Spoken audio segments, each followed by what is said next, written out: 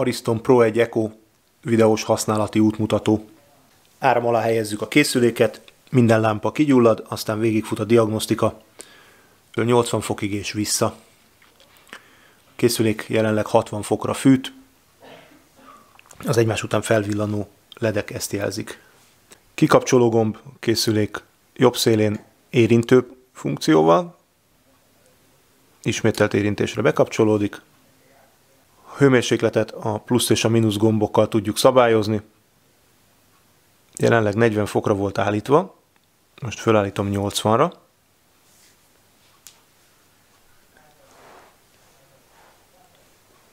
A készülék ezt nyugtázza, és 80 fokra fűt. Visszaállítom alacsonyabb hőmérsékletre, 50 fokra állítom, ennek ellenére ő 60 fokra fűt.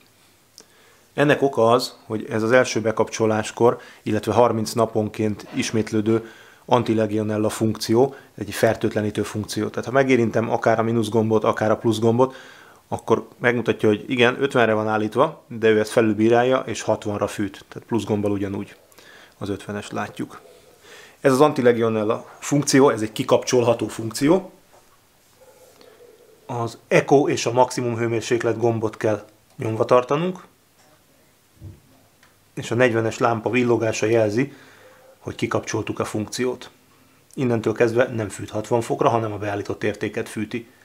Ugyanezen két gomb nyomva tartásával vagy érintve tartásával a 60-as villogtatva bekapcsolt az anti-legionella funkció, így megint a 60 fokra fog fűteni.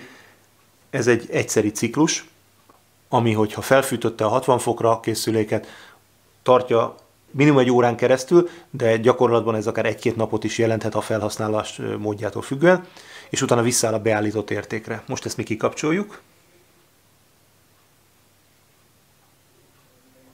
Jó, tehát a 40 fokunk villog, innentől kezdve a beállított hőmérséklet fog működni a készüléken.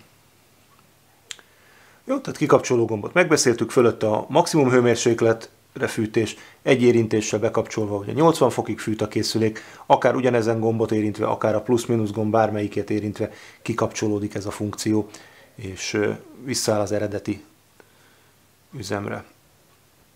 Tehát bekapcsolom, fölmegy 80 fokig, és ha mégis meggondolnánk magunkat, akkor kikapcsoljuk. Hát ennek akkor van értelme, ha tudjuk, hogy az adott időszakban több meleg vízre lesz szükségünk, vendégek jönnek, rokonok jönnek, óriás mosogatást rendezünk, bármi egyéb, ami, vagy csak simán wellness hétvége lesz a fürdőszobában. Jó, van rajta egy Eco funkció, egy Eco gombbal. Ennek a lényege az, hogy spóroljon. Ő a felhasználók szokásaihoz igazítva a lehető legalacsonyabb hőmérsékletű vizet állítja elő. Ez egy-két ember esetén gyakran inkább a 40 fok, mint a többi.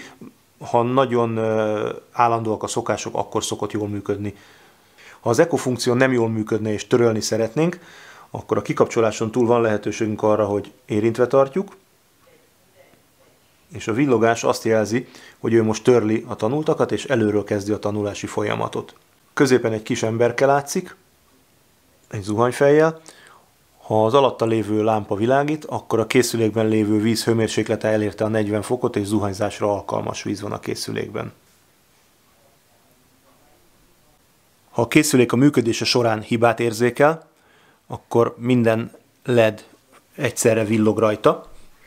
A használati útmutató szerint a kikapcsoló gombbal lehet hibakódot olvasni, ennek nyomvatartásával, ami egy Ariston Wellisnél működik is, de ennél a készüléknél nem. Ennél a készüléknél a hibakódolvasás úgy működik, hogy a kikapcsoló gombot és a maximum hőmérséklet gombot tartjuk érintve,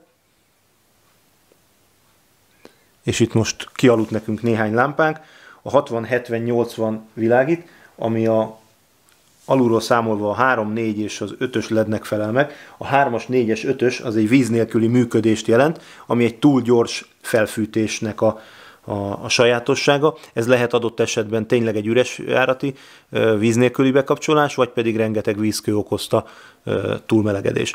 Magától visszaáll a hibajelzésre. Kikapcsoljuk. Visszakapcsoljuk, ha megszűnt a hiba, tehát itt a túlmelegedés esetén kihűlt a készülék, akkor már is működik tovább az eszközünk. Látszik, hogy a 40-es világít, hiszen a 40 fokot elérte a víz, az 50 foknál alacsonyabb a hőmérséklet, tehát ott fűt, és középen a kis zuhanyfejes emberkénél látszik a világító LED, hogy van valamennyi meleg víz a készülékben, lehet zuhanyozni.